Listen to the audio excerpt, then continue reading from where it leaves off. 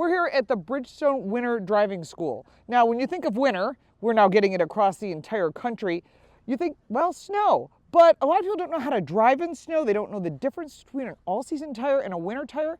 And I've covered this before, but instead of just talking about it, I wanted to show you. So we're here at the Bridgestone Winter School.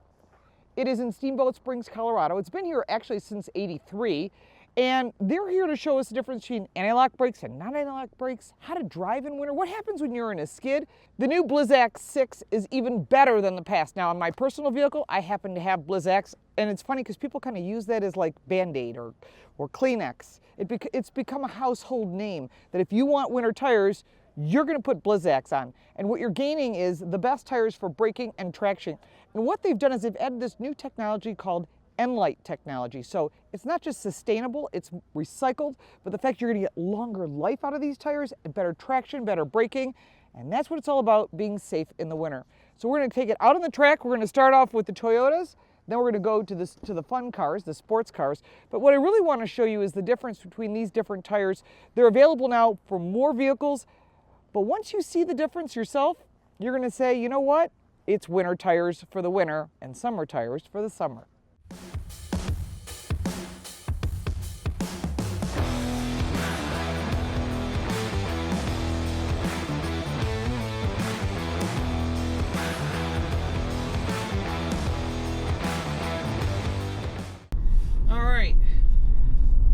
Keep it wide here next to the oranges. This one you have to turn really late for. Brake, super brake, late, braking in a straight line, and then brake.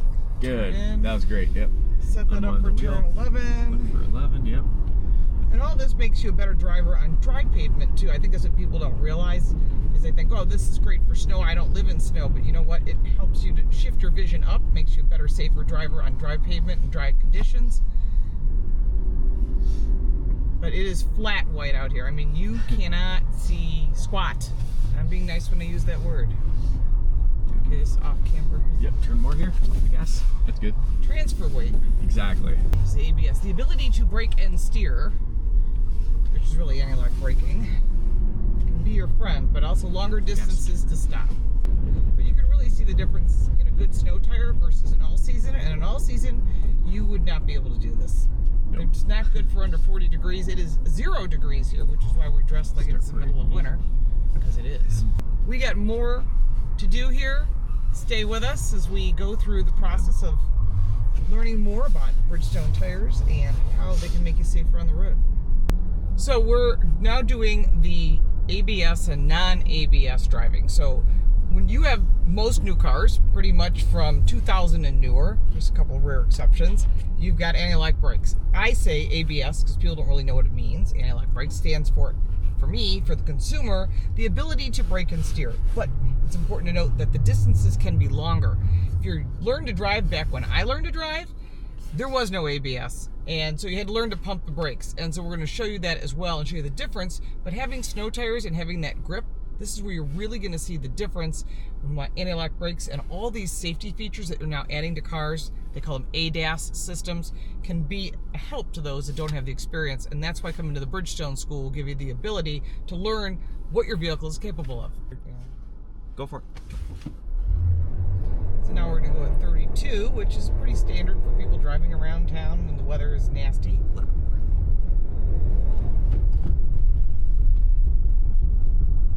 Stand on those brakes and let the ABS do its job. So now we've shut off the anti-lock brakes to show you the difference the way it used to be and what you can do if you're in a situation where maybe your ABS doesn't work or maybe you've got an older car. Alright guys, we are now transitioning over to that cadence braking procedure. So the first 3 to 4 cadences are going to be a slightly longer duration as the vehicle is going slower and slower. Increase that frequency until that vehicle comes to a complete stop. And remember, we cannot mix those controls. If the vehicle does start to slide on you, release off the brakes, stay off the brakes until the vehicle is driving in that straight line. And yeah, let's start the first one off at 22 miles per hour. All right, 22 miles an hour, which isn't very fast. Driving around town, no ABS. This is the way we learn to drive. A little quick there. Yeah, sorry. And cadence. Off the brakes, off the brakes, off the brakes, off the brakes. Yep. So we can't blend those controls together, right? Nope. So one device at a time. Yeah, so as you start to feel that vehicle slide on you, even just a smidge, stay off the brakes until that weight of the vehicle is driving in a straight line, and then start that cadence braking procedure again. So we're doing 26? Yeah, let's do 27, 28. Go ahead. And cadence. Off the brakes. Let it roll. There you go. So as soon as you let that wheel roll, you felt that steering come right back, right? Yeah. So weight transfer. Yep. And well, you let that tire roll, and it's not necessarily the weight transfer aspect. It's just allowing that tread to essentially gain grip from the surface. So if this was an all-season tire, you wouldn't have the same grip. And if it was a summer tire, you definitely wouldn't have grip. You'd be skating. And I think that's what people think. I've got all-season tires. I don't need winter tires. All-season tires are essentially just called no-season tires. Yeah, that's true. It means it's not really good at anything. It's just okay at everything. Yep. Although there's some great all-season tires out there. You see snow 3 times a year. Snow tires are the answer. Don't let anyone kid you, and buy the best you can afford. So we're out here in the Pirelli Scorpion. This is designed for like mud and snow, and it's a tire you would find on a full-size SUV, most likely. Okay. And I have actually driven on these on the street in the past. We're going to compare that to the Bridgestone Ascent, right? Yep, Dueler Ascent, which is the new tire that came out. And it's fine on the acceleration up the hill. Just in the cornering, it seems to be slipping. ABS. Although I've had Pirelli tires on other things, I'm not the biggest fan of their winter tires. So I switched back to Blizzaks, personally for my car, which is a Porsche Cayenne diesel. It's a 2016. But it still does the trick. And this is making the anti-lock brake system really do its job. So we drove the Pirelli Scorpion tire. Now we're going to drive the Bridgestone Dueler Ascent. This is an all-new tire. It's designed for these full-size SUVs, so it gives you a quieter ride on the street, and it gives you the grip, the traction, the performance you want on the snow and off-road. Here we go. I can tell a difference right out of the box. I've got better traction on the acceleration. Driving the same car on the same track. Try and be consistent with your speed and your handling, and you can really tell the difference. So we had to come to a complete stop to make this left turn last time, but you couldn't accelerate, and now I can. So I've got better traction. Let's see acceleration here up the hill. You definitely a more confident feeling than the Pirelli Scorpions. There's not a question there. So that's the first thing you're going to notice is there is a difference in the tire, and the biggest thing is the shorter braking distance, which is super important. You need to be able to stop these big beasts. Okay, they're both rolling. All right, Over. here we go. Manual mode keeps it in first, which makes it controllable. So, and then lift, just.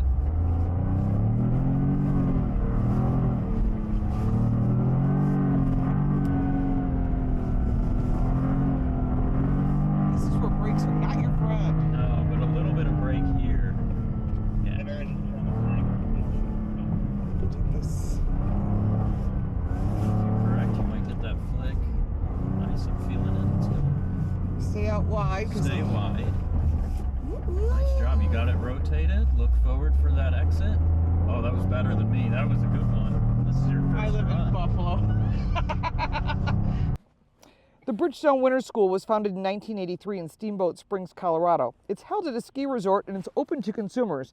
And learning the difference in tires really will make you safer on the road. Whether you're a teen or you're a senior driver or you're a professional driver, the school will really help you get the requirements you need so you can translate how to drive better in the dry as well as in the wet pavement. When you're out driving, the grip rule is important. There are 3 elements. Look where you want to go, and that means actually turning your head. Adjust your speed to the conditions, and separate the controls. What that means is when you're braking, you're braking. When you're steering, you're steering. Don't mix the two together. This is not dry pavement. This is not a racetrack. This is on snow, and if you want the proper control to transfer the weight to where you need it to be, you're going to get the best car control. Bridgestone did bring us out to test these tires, so I have to disclose that to you, but it's important to note you got to buy the tire that fits for your car. And for years and years, personally, I've been using the Blizzak tires. It's important that you find the right tire, your right size. You can go to your local tire store, you can go to Tire Rack, you can go to Discount Tire. There's a million places to go to get the right tire that fits for your vehicle. Although it is 0 degrees here in Colorado, it's important to note that when you test these vehicles in all temperatures, whether it be 0 or colder, in some areas of the world it is, all the way up to hot temperatures, getting that right tire, there's only 4 things that touch the ground, and that's your tires. So check your tire pressure once a month. Use the number inside your driver's door. In the morning, when the tires are cold, a digital tire pressure gauge is like $10. Go to any auto parts store, have one for your family. I have one for each car. It's nice to have it available to you because when you get that light on your dash that says, hey, your tire pressure is low, you'll know it's either the temperature outside or your tires are low. And you don't want to adjust the tire pressures when it comes to winter. You want to use that number inside your driver's door. Don't try to second guess what the manufacturers have planned. The tire manufacturers work with each car brand to get that right tire pressure, to get the right tire for that vehicle. If you got value from this video, please like and subscribe. If you have any additional questions about tires, let us know down in the comments below. All the ways to reach me, and you can support me by buying me a cup of coffee. That's all in the description. I'm LaurenFix. Thanks so much for watching.